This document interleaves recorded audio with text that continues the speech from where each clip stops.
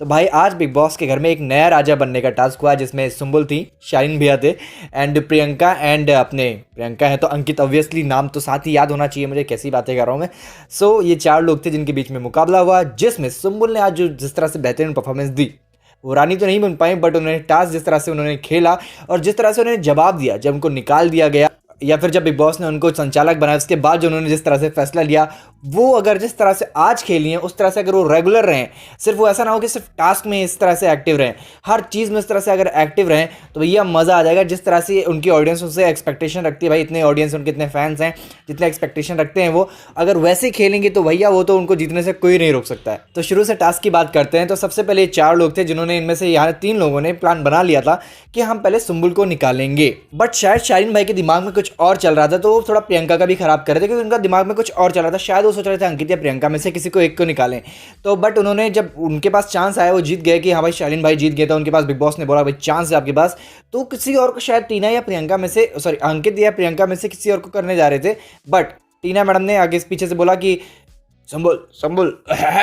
शायद it's your choice, तुम अपने दिमाग से बोलो, मैंने मेरे कहने में मत जाओ, इट्स योर चॉइस। तो मुझे ऐसा लगा कि शाह भाई कुछ और करना चाहते थे, सॉरी शाह भैया कुछ और करना चाहते थे बट उन्होंने कुछ और दिया। और शायद अगर वो सुम्बुल को नहीं करते, हटाते नहीं, तो शायद कुछ गेम चेंज हो सकता था, शायद वो बन जाते, शायद। और फिर सुम्बुल ने क्या एक्शन लिया, चलो बड़ा शालीन निकलो निकलो निकलो निकलो, हो गया तुम्हारा। मतलब ये चाहिए भाई सुम्बुल से, ये चाहिए, मज़ा आ गया मुझे देख के। फिर प्रियंका एंड अंकित के बीच में कंपटीशन हुआ, जो शालीन भाई बॉस फेयरली कर रहे थे कि फेयर रहूंगा मैं, किसी की कैसे कोई कपड़े ज़्यादा गंदे होंगे तो वो निकल जाएगा, ऐसा नहीं होगा, जिसके ज़्यादा साफ होंगे वही जीतेगा, मैं फेयर हूँ। और फिर उन्होंने अंकित को कैप्टन बना दिया, राजा बना दिया और अंकित खुशी खुशी कैप्टन बन चुके हैं। और एक और बात, बिग बॉस कितने चंट है, बिग बॉस ने सोचा कि अगर अंकित के हाथों से प्रियंका के मुंह पे कीचड़ लगेगा, मतलब वो जो फोटो लगी थी उस पर, तो प्रियंका हो सकता है कुछ थोड़ा बवाल करने की, क्या जरूरत थी ऐसे करने की, बिग बॉस ने बोला तो थोड़ा सा भी लगा सकता था, कर सकता था ना,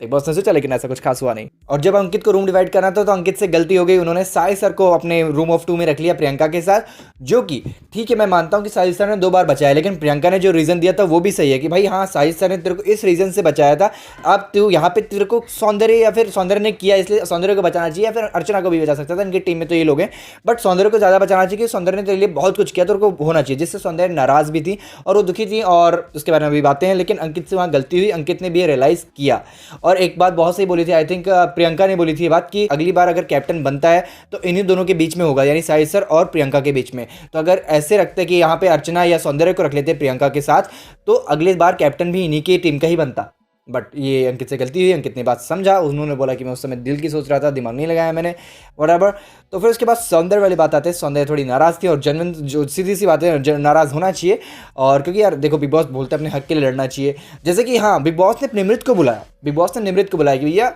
बिग बॉस यार क्या करते हो यार तुम, एक बार गौतम को भी बुला लेते तो ज़्यादा बेटर था ना, तब थोड़ा लगता कि हाँ बिग बॉस बहुत ज़्यादा ही अच्छे हैं, बहुत ज़्यादा फेयर है, ठीक है, बट कोई बात नहीं। तो निमृत को दोबारा बुलाया फिर, और बहुत अच्छे से बात करी, बात तो अच्छे से करी बस, लेकिन यही अगर इसी टोन में, अगर इसी तरीके से आप बात गौतम से छोड़ो, तो निमृत को बुलाया, बोला कि बेटा नहीं करना तो देखो उधर दरवाजा है, निकल जाना फिर अगले हफ्ते, चलो निकलो जाओ।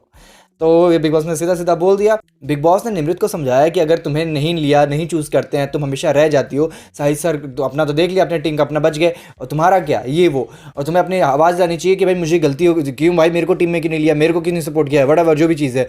वो चीज़ सौंदर्य बिना कहे कर रही है कि भैया मेरे को बुरा लगा तो मेरे को बुरा लगा, मुझे बोलना है तो बोलना है। उसके बाद प्रियंका, अर्चना बोल रही थी, प्रियंका यहाँ से हटते हैं, उसके बाद वो कुछ ऐसा बोल दिया कि अब वो नहीं बोल पाएगा या कुछ है वड़ावर, तो उस पर प्रियंका भड़क गई। और प्रियंका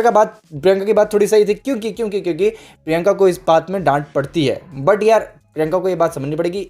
वो अर्चना की बात भी सही बात थी, बिल्कुल सही बात थी मेरे को लगता है, क्योंकि यार अंकित थोड़ा सा तो सोचता है और प्रियंका का है ही नेचर है, मान लो बात। और स्टैन दुखी है, स्टैन को जाना है घर, क्योंकि यार स्टैन का बिल्कुल भी मन नहीं लग रहा है, अजीब से जैसे बीच में हो गए थे वैसे दोबारा से हो गए कि उनका मन नहीं कर रहा, कह रहे हैं 2 करोड़ रुपए दे दूंगा, और निमृत ने बहुत सही बात बोली कि अगर 2 करोड़ देना तो मुझे दे दे, मैं तेरे सामने नृत्य कर दूंगी, कुछ भी कर दूंगी।